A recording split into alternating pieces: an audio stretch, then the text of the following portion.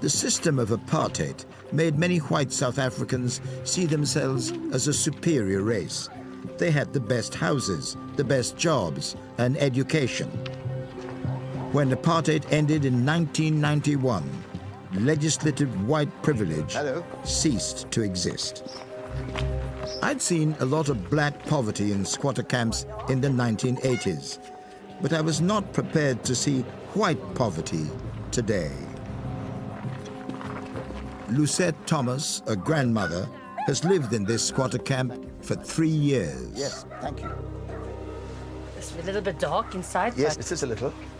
But what about electricity? No, nothing. You don't have electricity here? Nothing. I'm just using candle, my primer stove.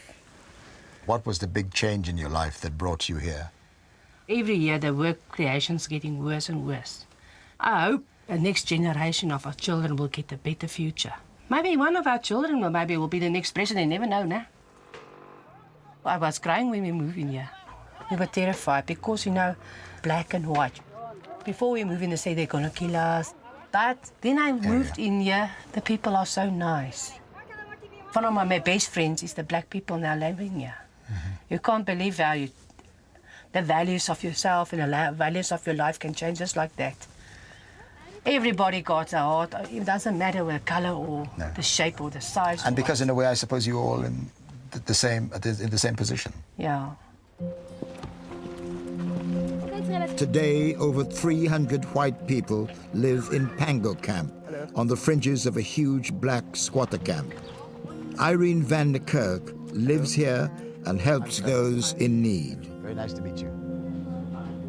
And what's life like living in this?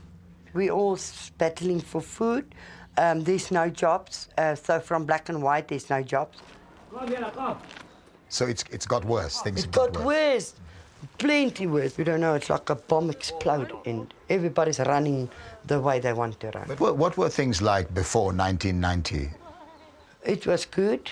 There was jobs. There was money for food. We're used to seeing black townships. That was the story of South Africa for a very long time.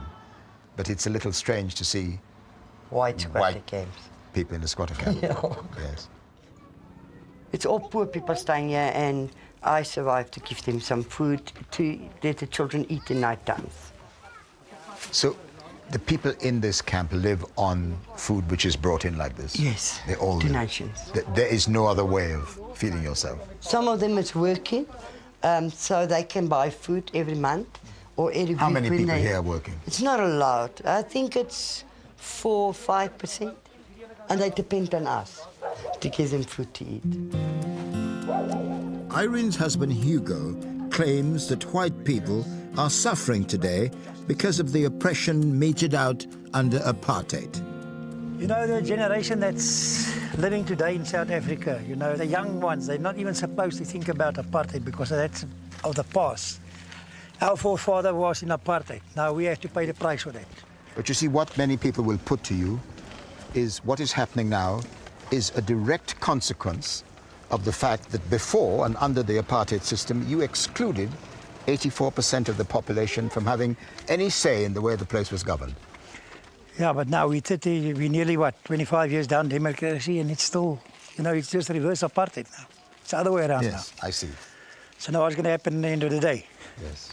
So you see, it's reverse apartheid. Yeah, it's reverse apartheid nowadays. I see. I was not surprised about white poverty, but I think in the larger picture, it's fairly inconsequential. Black poverty is one of the dominant issues. And I suppose in a government sense, all poverty has to be addressed.